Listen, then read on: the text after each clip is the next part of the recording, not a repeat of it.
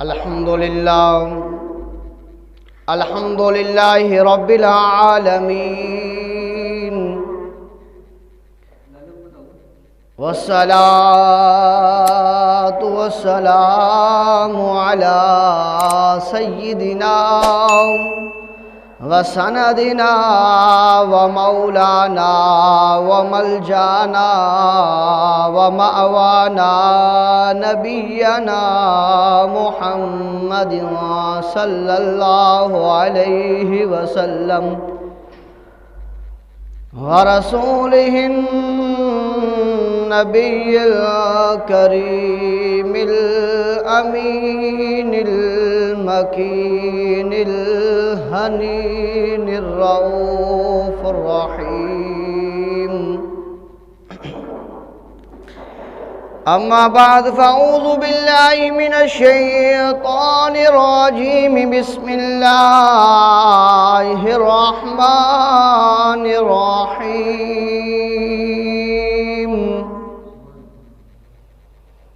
قال الله تبارك وتعالى في مقام الأول: والله يحب المطهرين. صدق الله العظيم وصدق رسوله النبي الكريم الأمين. قال النبي صلى الله عليه وسلم: قال رسول الله صلى الله عليه وسلم: الصلاة مفتاح الجنة والطهارة مفتاح الصلاة.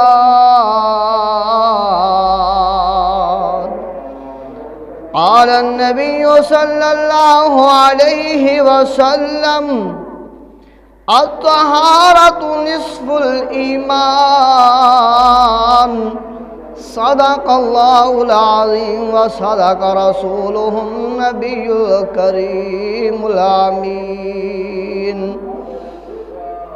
اللهم رب اشرح لي صدري ويسر لي أمري واحلل عقدة من لساني يفقهوا قولي.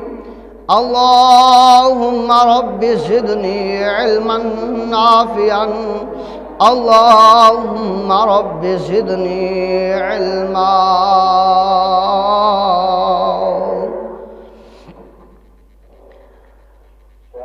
إن الله وملائكته يصلون على النبي يا أيها الذين آمنوا صلوا عليه وسلموا تسليما.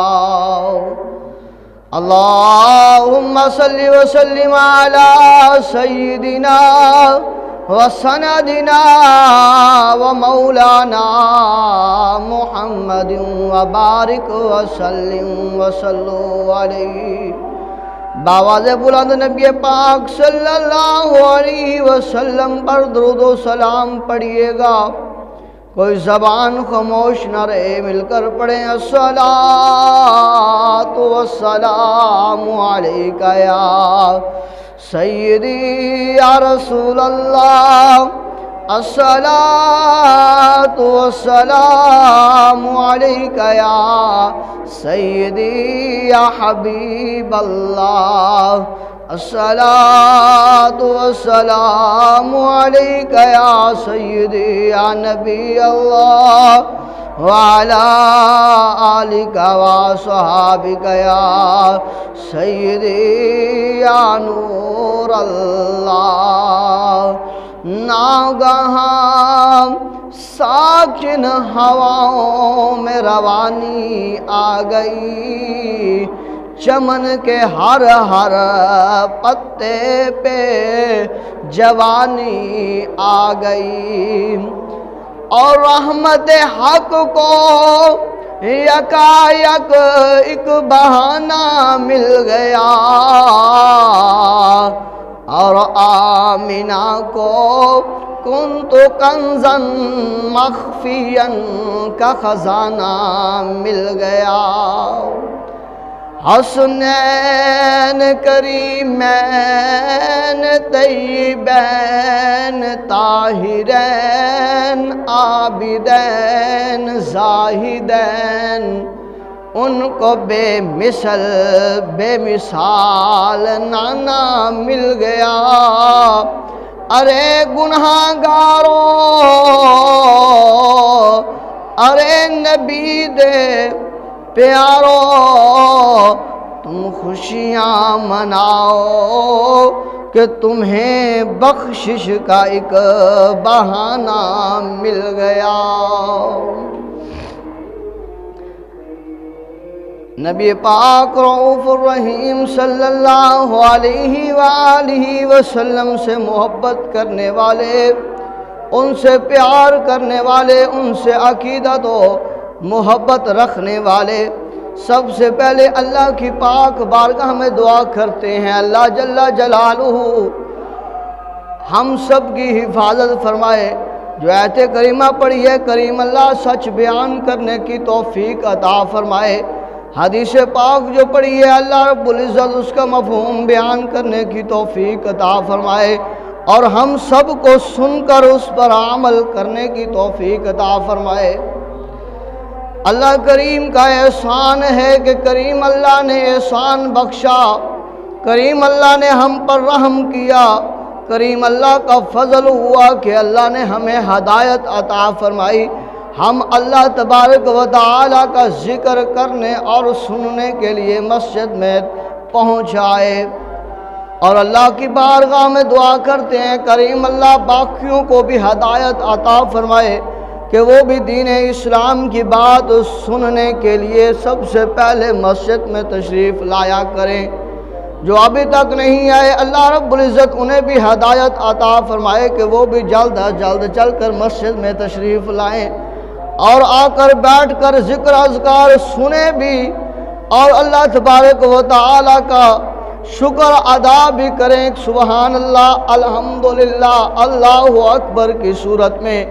اور پھر دیکھنا کہ کریم اللہ ہمارے گناہوں کی بخشش کیسے فرماتا ہے، اور کریم اللہ کی انعام و اکرام کی بارشیں ہمارے اوپر کیسے نازل ہوتی ہیں۔ جب کوئی عام محفلیں ہوں تو ہم اس میں سب سے جلدی چلے جاتے ہیں، وہاں بیٹھ کر گھنٹوں انتظار کرتے ہیں، جس کا نہ ثواب ملتا ہے نہ کوئی فائدہ ہوتا ہے۔ آئیے اللہ کے گھر میں تشریف لائیے۔ اگر اللہ کے گھر میں وقت سے پہلے بھی آ کر بیٹھ گئے، وقت سے پہلے بھی آ کر اللہ کے گھر میں موجود ہو گئے، تو ہمارا چل کر آنا بھی رائے گا نہیں جائے گا، اور یہاں پر بیٹھنا بھی رائے گا نہیں جائے گا، بلکہ اللہ تبارک و تعالی فرشتوں کو فرمائے گا، اے فرشتوں دیکھو میرے بندے چلتے چلتے، قدم در قدم چلتے چلتے، اپنے کاروبار کو بند کر کے، اپنی مصروفیات کو بند کر کے، اپنے معاملات کو چھوڑ کر، اپنے گھر بار کو چھوڑ کر، اپنی مصروفیات کو ترک کر کے، اے فرشتوں دیکھو میرا یہ بندہ، یہ میرے بندے چل کر مسجد میں آ رہے ہیں۔ فرشتے عرض کریں گے مولا جی آ رہے ہیں۔ اللہ فرمائے گا فرشتوں پھر دیر کس بات کی ہے، میرے ان بندوں کے نامہ اعمال میں نیکیوں کے انبار لگا دو۔ باری تعالیٰ کیسے؟ اللہ فرمائے گا میرے ان بندوں کے قدموں کو شمار کر لو، میرے بندوں کی نیتوں کو شمار کر لو۔ میرے بندے گھر سے چلے، میرے بندے کھیت سے چلے، میرے بندے گھر سے ارادہ کر کے چلے، کاروبار بند کر کے چلے، کس لیے چلے کہ ہم اللہ کے گھر میں جائیں گے، اللہ کی بارگاہ میں جا کر سجدہ کریں گے، اللہ تبارک و تعالیٰ کا کلام، اللہ کے محبوب کا فرمان سنیں گے، سبحان اللہ الحمدللہ کہیں گے، اس پر عمل کریں گے، اور پھر نماز جمعہ ادا کر کے خوشی سے کے ساتھ اپنے گھروں میں لوٹیں گے۔ فرشتوں ہر ہر قدم کے بدلے، ہر ہر سانس کے بدلے ان کے نامہ اعمال میں نیکیاں لکھ دو۔ اللہ تبارک و تعالی ہم سب کو یہ نیکیوں کا انبار حاصل کرنے والا بنائے۔ آج کا جو ہمارا موضوع ہے وہ موضوع ہمارا طہارت کے فضائل و آداب پر ہے کہ اللہ تبارک و تعالی نے طہارت کے بارے میں کیا حکم ارشاد فرمایا ہے۔ اللہ تبارک و تعالی نے طہارت کے بارے میں کیا ارشاد فرمایا ہے۔ اللہ تبارک و تعالی خود فرماتا ہے، کریم اللہ اپنے عظمت والے قرآن میں ارشاد فرماتا ہے، واللہ یحب المطہرین، اور ستھرے اللہ کو پیارے ہیں۔ کیا دیجئے سبحان اللہ۔ فرمایا کریم اللہ نے ستھرے جو ہیں، صاف جو ہیں، وہ اللہ کو پیارے ہیں۔ اب جو بندہ ستھرا ہوگا، صاف ہوگا، پاک ہوگا، وہی اللہ کو پیارا ہوگا۔ یہ 11ویں سپارے میں اللہ نے خود ارشاد فرمایا، واللہ یحب المطہرین، اور ستھرے اللہ کو پیارے ہیں۔ نماز کے لیے، قرآن کے لیے طہارت لازم ہے، اور دیگر معمولات کے لیے بھی طہارت جو ہے وہ ہونی چاہیے، وہ بھی مستحبات اور سنات اور مفسدات میں سے ہے۔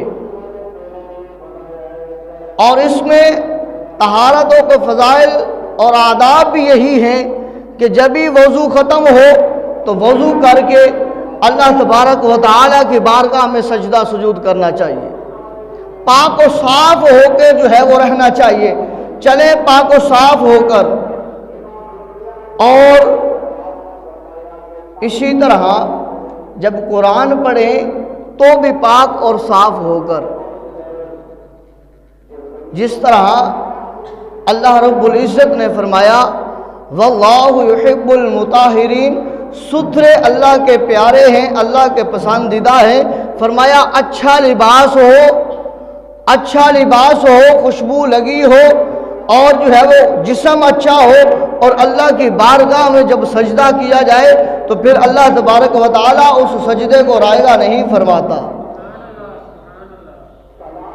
جسم اچھا ہو، پاک ہو، اور لباس پاک ہو، ستھرا ہو، اور اللہ کا قرآن اٹھایا جائے، اٹھا کر پڑھا جائے، چوما جائے، اس کو ادب کیا جائے، اس کو سینے کے ساتھ لگایا جائے، تو پھر اس کے انعامات و اکرامات کی بارشیں دیکھیں اللہ کیسے برساتا ہے۔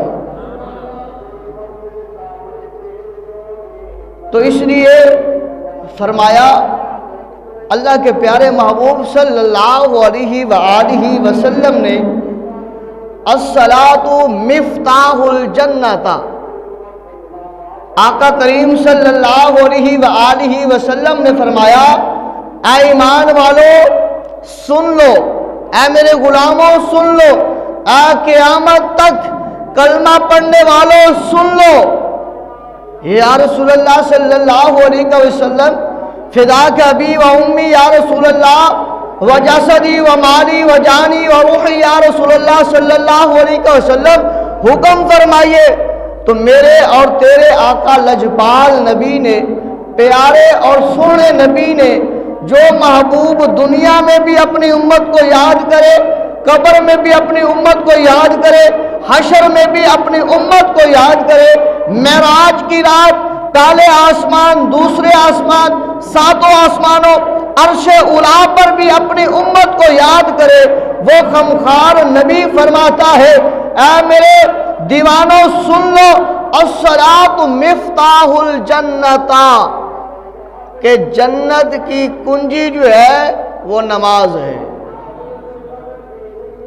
جنت کو تالا لگا ہوا ہے، جو بندہ چاہتا ہے جنت میں جائے، جنت ایمان والوں کے لیے بنائی گئی ہے، اس میں اللہ رب العزت نے بڑے انعام و اکرام رکھے ہیں، حوریں قصور رکھی ہیں، اور جنت میں حور و غلمان رکھے ہیں، کریم اللہ نے طرح طرح کی نعمتیں اس جنت میں رکھی ہیں، اور کئی مرتبہ کریم اللہ نے جنت کا تذکرہ قرآن میں فرمایا ہے، محبوب کی زبان پر فرمایا ہے۔ اے میرے محبوب آپ انہیں فرما دیجئے۔ محبوب فرماتے ہیں، اے صحابہ جب میں تمہیں نماز پڑھا رہا تھا تو میں نے دیکھا تو میری نگاہ جنت میں چلی گئی، تو جنت میں نے کیا دیکھا کہ انگوروں کا گچھا جو ہے وہ لٹک رہا ہے۔ میرے دل نے چاہا، میں نے نماز میں اپنا ہاتھ بڑھایا اس گچھے کو توڑنے کے لیے، اور پھر میرے دل میں خیال آ گیا کہ یہ جنت تو ایک راز ہے، اگر جنت سے یہ پھل توڑ لیا گیا تو جنت کا راز فاش ہو جائے گا۔ تو لہذا صحابہ، اگر میں چاہتا تو وہ میں انگور کا گوشہ توڑ لیتا، تو یہ ساری زندگی تم بھی اگر اس جنت کے گچھے انگور کے کو کھاتے رہتے تو تمہارے سے بھی وہ ختم نہیں ہونا تھا۔ اس جنت کا تذکرہ آقا کریم نے فرمایا، وہ جنت جس کی جستجو ہر نبی نے کی ہے، ہر ولی نے کی ہے، ہر غوث قطب ابدال نے کی ہے، ہر مومن اور ہر گناہگار نے کی ہے، ہر انسان نے جنت کی طلب کی ہے۔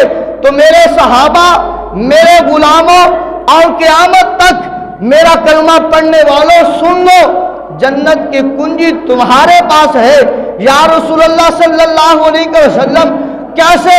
آقا کریم نے فرمایا، چاہو تو جنت کا دروازہ اپنے لیے کھول لینا، چاہو تو اپنے لیے دروازہ جنت کا بند کر لینا۔ یا رسول اللہ کیسے ہوگا؟ آقا کریم نے اپنے لب اقدس مبارک کھولے اور فرمایا، الصلاۃ مفتاح الجنت۔ اے میرے صحابہ، اے میرے غلاموں سن لو، نماز جنت کی کنجی ہے۔ جس نے نماز کو تھام لیا، جس نے نماز کی پابندی کی، جس نے نماز کو پڑھا، جس نے نماز میں قیام و قرات، رکوع و سجود خشوع و خضوع کے ساتھ کیا، میں محمد گواہ ہوں، وہ اس کے لیے جنت کی کنجی وہ نماز ہے۔ جو جنت کے دروازے پر پہنچے گا تو جنت کہے گی، آ نمازی آ، تیرے لیے دروازہ کھلا ہے۔ جنت کا ایک دروازہ نماز کا ہے۔ فرمایا وہ دروازہ کھلے گا نمازیوں کے لیے، آ جاؤ ادھر سے داخل ہو جاؤ۔ آقا کریم صلی اللہ علیہ وآلہ وسلم کا فرمان عالی شان سن کر دل میں سرور پیدا ہوتا ہے کہ ہائے کہ جنت کی کنجی بھی ہمارے پاس ہے، لیکن ہم اس کی قدر کر رہے ہیں کہ نہیں کر رہے وہ بھی ہمیں پتہ ہے۔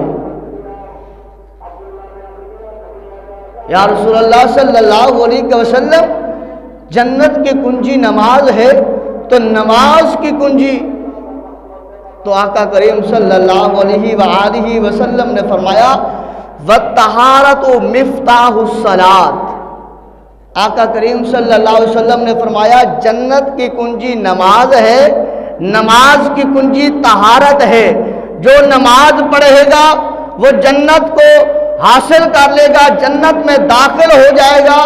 جو چاہتا ہے اس کی نماز قبول ہو، اس کی نماز اللہ کی بارگاہ میں مقبول ہو، اس کی نماز اس کے منہ پر نہ ماری جائے، اس کی نماز بدبودار کپڑے میں لپیٹ کر آسمانوں سے نیچے نہ گرائی جائے۔ جو چاہتا ہے اس کی نماز سے بدبو نہ آئے، تو آقا کریم نے فرمایا وہ سن لے، اس کی کنجی جو نماز کی کنجی ہے وہ طہارت ہے۔ اگر بندے کی نماز اچھی ہے تو طہارت کی وجہ سے ہے، بندے کی نماز قبول ہوگی تو طہارت کی وجہ سے ہوگی، اگر اس کی نماز جو ہے نامقبول ہوگی تو طہارت نہ ہونے کی وجہ سے ہوگی۔ تو میں نے بتا دیا کہ جنت کی کنجی نماز ہے، نماز کی کنجی جو قبول ہونے کی ہے وہ کوئی اور نہیں ہے بلکہ طہارت ہے۔ اب جسے پتہ چل جائے کہ جنت کی کنجی کا بھی معلوم ہو جائے اور پھر جو ہے اس کنجی کے دندان مبارک کا بھی پتہ چل جائے، تو پھر جو بندہ اس کی حفاظت کر لے گا وہی بندہ دنیا میں بھی کامیاب ہے، قبر میں بھی کامیاب ہے اور حشر میں بھی کامیاب ہے۔ اس بندے نے اپنے مقصد کو پا لیا ہے جس بندے نے آقا کریم صلی اللہ علیہ وسلم کے فرمان کی پیروی کر لی ہے۔ آقا نے فرما دیا، اللہ نے فرما دیا، اے میرے بندو، مجھے جو ستھرے لوگ ہیں، جو صاف لوگ ہیں، جو پاک لوگ ہیں وہ پسند ہیں۔ اب اگر اسی آیت کی تفسیر میں جائیں گے تو ہمیں اپنا آپ جو ہے وہ دکھائی دے گا۔ اللہ فرماتا ہے مجھے ستھرے لوگ پسند ہے۔ باری تعالیٰ وہ ستھرے لوگ جو اچھا لباس پہنے کاٹن والا اور ساتھ والے کو دھتکارے اور ساتھ والے کو دیکھیں حقارت کی نظر سے، وہ لوگ جو کرنڈی کا سوٹ اچھا پہنے ستھرا پہنے اور ساتھ والے کو اپنے ساتھ بیٹھنا نہ دے اور کہیں میرا اچھا لباس ہے، میرا کپڑا اچھا ہے لہذا تو میرے ساتھ نہ بیٹھ۔ فرمایا ایسا نہیں ہے، یہ تو میرے ولیوں نے بھی بتا دیا ہے۔ جب ایک راستے سے ولی آ رہا ہے، اسی راستے سے سامنے کتا آ رہا ہے تو ولی دیکھ رہا ہے کتے کو، کتا دیکھتا ہے ولی کو، اور فرمایا میرے ولی نے بتا دیا راستہ کتے کو دے کر اور خود اس پانی میں کیچڑ میں اتر کر بتا دیا کہ کپڑوں کی طہارت نہیں، دل کی بھی طہارت کا ہونا ضروری ہے۔ اور کتے نے بھی اللہ سے بارگاہ سے اجازت مانگی، باری تعالیٰ مجھے بات کرنے کی اجازت دے۔ اللہ نے اجازت دی۔ کتا بھی عرض کرتا ہے اللہ کے ولی اگر آج تو مجھے حقارت کی نظر سے دیکھتا کہ کتا نجس ہے، پلیت ہے، ناپاک ہے، یہ میرے سے جو ہے وہ کم تر ہے، تو جو تیری ولایت کا منصب تھا وہ اللہ تبارک و تعالیٰ تیرے سے لے لیتا۔ تو پتہ یہ چلا کہ جو اللہ نے فرمایا ہے واللہ یحب المطہرین، اور ستھرے اللہ کو پیارے ہیں، وہ صرف کپڑوں سے نہیں بلکہ دل کے بھی ستھرے ہونے چاہیے۔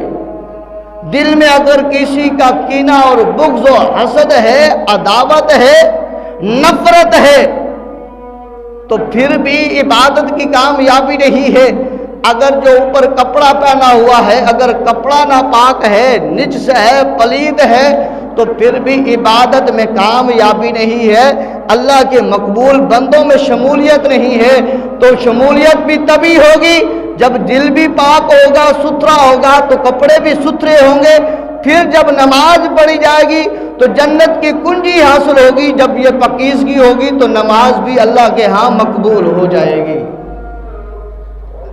اب آئیے ایک اور ترمذی شریف کا فرمان آقا علیہ السلام کا سن لیجئے کہ آقا کریم صلی اللہ علیہ وسلم نے فرمایا الطہارۃ نصف الایمان، الطہارۃ نصف الایمان۔ آقا کریم صلی اللہ علیہ وسلم نے فرمایا طہارت آدھا ایمان ہے۔ آدھا ایمان جو ہے وہ طہارت ہے، پاکیزگی ہے۔ خدا کی قسم اگر دیکھا جائے، سوچا جائے، پرکھا جائے، جانچا جائے تو معلوم ہوتا ہے ہمارے کئی بھائیوں کو اس طہارت کے بارے میں جو ہے وہ پتہ ہی نہیں ہوتا، معلوم ہی نہیں ہوتا۔ ابھی عمریں گزر گئی تو غسل کے فرضوں کا نہ معلوم ہو سکا، غسل صحیح طرح غسل کے فرضوں کی جو ہے وہ معلومات نہ ہو سکی۔ وہ کہتے ہیں کہ قاری صاحب ہم تو جو ہے وہ صرف نہا لیتے ہیں، غسل فرض ہوتا ہے تو ہم نہا لیتے ہیں، نہانے سے پورا جسم جو ہے وہ صاف ہو جاتا ہے۔ زندگیاں گزر گئی ابھی تک غسل کا بھی نہ پتہ چل سکا دوستو۔ اور اسی طرح سکولوں میں بھی یہ معاملہ ہے، اور ہمارے پاس جو بچے پڑھتے ہیں جب ان سے بھی سوال کیا جائے اور بالغ ہیں، سن بلوغت میں ہیں، ان سے پوچھ لیا جائے کہ غسل کے کتنے فرض ہیں، انہیں بھی نہیں پتا کہ غسل کے کتنے فرض ہیں۔ اور کبھی آس پاس بیٹھے نجی محفلوں میں بیٹھے ہوئے یا جو ہے وہ شادی بیاہ میں جب اکٹھے ہوں تو ساتھ والے سے ایسے پوچھ لے کہ غسل کے کتنے فرض ہیں، یا خود ہی بتا دیں اگر اسے پتا ہے تو بھی جو ہے وہ دوہرائی ہو جائے گی، اگر نہیں پتا تو معلوم ہو جائے گا۔ تب سے جب وہ معلوم ہو جائے گا اسے اور وہ غسل کرے گا، جب تک وہ غسل کرتا رہے گا آپ کے نامہ اعمال میں بھی نیکیاں لکھی جاتی رہیں گی۔ جب ہم وہاں پر بیٹھ کے باقی گپ شپ کر سکتے ہیں، دیگر باتیں کر سکتے ہیں، تو دین کی بات ہم کیوں نہیں اسے بتا سکتے؟ بھائی غسل کے 3 فرض ہیں، وہ یہ ہیں، اگر وہ اس پر عمل کرتا ہے، پہلے اس کا غسل کا طریقہ ٹھیک نہیں تھا، اب وہ غسل جو ہے وہ اس طریقے کے مطابق کر رہا ہے، جب تک کرتا رہے گا تو آپ کے لیے وہ چین بن جائے گی کہ آپ کے نامہ اعمال میں ثواب لکھا جاتا رہے گا۔ تو اب آپ اسی وقار پتہ یہ چلا آقا کریم نے فرمایا الطہارۃ شطر الایمان اور الطہارۃ نصف الایمان۔ ایک حدیث پاک میں آقا کریم نے فرمایا کہ جو ہے وہ صفائی نصف ایمان ہے، اور ایک میں فرمایا کہ جو ہے وہ ایمان کی شرط جو ہے وہ صفائی ہے۔ اللہ اکبر۔ اور ایک اور حدیث پاک میں سن لیجئے، آقا کریم صلی اللہ علیہ وآلہ وسلم نے فرمایا جو بندہ وضو کر کے سوتا ہے اور اس رات اس بندے کو موت آ جاتی ہے تو میں محمد گواہ ہوں، اگر وہ ایمان کی حالت میں تھا اور وضو کر کے سویا، اللہ تبارک و تعالی فرشتوں کو حکم دے گا، فرشتوں اس کے نامہ اعمال میں شہادت کا رتبہ لکھ دو، اگر وضو کر کے سویا۔ تو غسل کے فرض کی بات کر رہا تھا، وہ 3 ہیں۔ پہلا غرارہ کرنا 3 مرتبہ، اور دوسرا فرض ناک میں پانی چڑھانا، اور تیسرا فرض جو ہے وہ پورے بدن پر پانی کو بہانا۔ اب اگر کوئی جو ہے وہ دریا میں جو ہے وہ گوتے لگا لے، اگر وہ غرارہ نہیں کرے گا تو اس کا غسل نہیں ہوگا۔ اگر غسل اس کو نہ ہوا تو نماز بھی گئی، قرآن پڑھا تو وہ بھی اس کا ثواب بھی گیا، اور اگر جان بوجھ کر پڑھا تو پھر ایمان سے بھی گیا۔ تو لہذا غرارہ کرنا اور ناک میں پانی ڈالنا نہیں، پانی چڑھانا ہے بری گھٹی تک، اور اس کے بعد پورے جسم پر پانی بہانا، حتیٰ کہ بال کے برابر بھی کوئی جسم کا حصہ جو ہے وہ خشک نہ رہ جائے۔ اگر جسم کا حصہ کسی بال برابر بھی خشک رہ جاتا ہے تو گویا پھر غسل نہیں ہوا، تو غسل نہ ہوا تو نماز نہ ہوئی۔ تو لہذا اس کا بھی جو ہے وہ خاص خیال رکھیے۔ اور آقا کریم صلی اللہ علیہ وسلم نے فرمایا کہ جب تم میں کوئی نماز پڑھنے کے لیے آئے تو اس کی نماز کی پہلی شرط پر عمل کرے، جسم کا اس کا پاک ہونا ضروری ہے، جسم کو پاک کرے، جسم اس کا پلید ہے تو اسے پاک کرے، یعنی کہ غسل اس کے اوپر فرض ہے تو غسل کرے، اسے کہتے ہیں نجس اکبر۔ اور دوسرا اگر جو ہے وہ غسل اس کے اوپر فرض نہیں ہے، غسل اس کے اوپر فرض نہیں ہے تو پھر فرمایا نجس اصغر کا خیال رکھے۔ وہ نجس اصغر کیا ہے؟ فرمایا وضو کا کرنا۔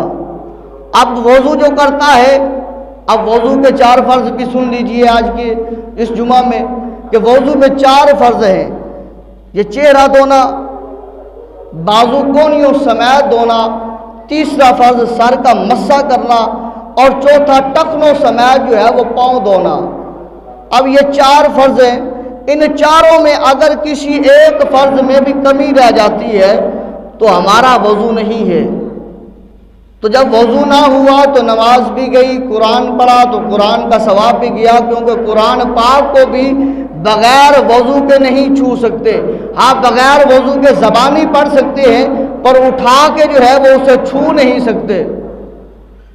اب چہرہ جو ہے وہ کئی کیا کرتے ہیں، جلدی سے جلدی بھئی ادھر نماز ہو رہی ہے، ادھر سے وضو کیا، جلدی سے چھٹا مارا، وہ پانی جو ہے وہ اس کان کی لو تک نہیں پہنچا، اس کان کی لو تک نہیں پہنچا، ادھر یہ تھوڑی کے نیچے تک نہیں پہنچا، ادھر یہ بالوں کی پیشانی تک نہیں پہنچا، یہ چاروں سائڈوں تک جو ہے وہ صحیح نہیں پہنچا، تو اس کا وہ فرض پورا نہیں ہوا۔ اب بازو دھوئے ہیں، یہ کروٹ بدلی، اس کی کونیوں کے نیچے والی جگہ اگر خشک رہ گئی تو یہ کونیوں سمیت جو بازو کو دھونا تھا یہ فرض تھا۔ اگر کونیوں کے نیچے والی جگہ اس کی رہ گئی تو گویا کہ اس کا فرض جو ہے وہ پورا نہ ہوا تو گیا۔ اگر اس نے پاؤں دھوئے ہیں، انگلیاں اس کی آپس میں ملی ہوئی ہیں، درمیان میں جگہ کا خلا نہیں ہے، انگلیاں ملی ہوئی ہیں، اس نے خلال نہیں کیا، پانی کو وہاں تک نہیں پہنچایا پاؤں کی انگلیوں میں، تو اس کا پاؤں جو ہے وہ مکمل نہیں دھلے، لہذا اس کا وہ فرض بھی گیا، تو وضو نہ ہوا تو نماز نہ ہوئی۔ اللہ رب العزت ہم سب کو عمل کی توفیق عطا فرمائے۔ آقا کریم صلی اللہ علیہ وسلم نے فرمایا، اے بلال، آخری حدیث سے بعد، اے بلال مجھے یہ بتا تو عمل کون سا کرتا ہے؟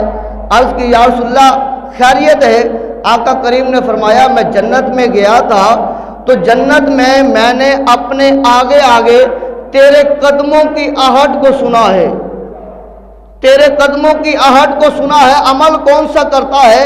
تو حضرت بلال حبشی رضی اللہ تعالی عنہ نے عرض کیا یا رسول اللہ صلی اللہ علیہ وسلم، میرے پاس اور تو کوئی عمل نہیں ہے، میں جب بھی وضو کرتا ہوں تو کامل وضو کرتا ہوں، مکمل وضو کرتا ہوں، جو طریقہ کار وضو آپ نے بتایا ہے اس مطابق کرتا ہوں، اور پھر آ کر جو ہے اذان دیتا ہوں، اذان دینے کے بعد 2 رکعت نماز ادا کرتا ہوں، یہ میری زندگی کا معمول ہے۔ آقا کریم نے فرمایا اے بلال پھر یاد رکھ لے اور خوش ہو جا، میں محمد گواہ ہوں جو اللہ نے تجھے یہ رتبہ عطا فرمایا ہے، جنت میں تیرے قدموں کی آہٹ پہنچ رہی ہے، وہ کسی اور وجہ سے نہیں ہے بلکہ اس کامل وضو کرنے کی وجہ سے ہے، اور 2 رکعت جو وضو کرنے کے بعد جو تو پڑھتا ہے اس کی وجہ سے اللہ نے یہ رتبہ عطا فرمایا ہے۔ اللہ رب العزت ہم سب کو کامل وضو کرنے والا بنائے اور کامل غسل کرنے والا بنائے۔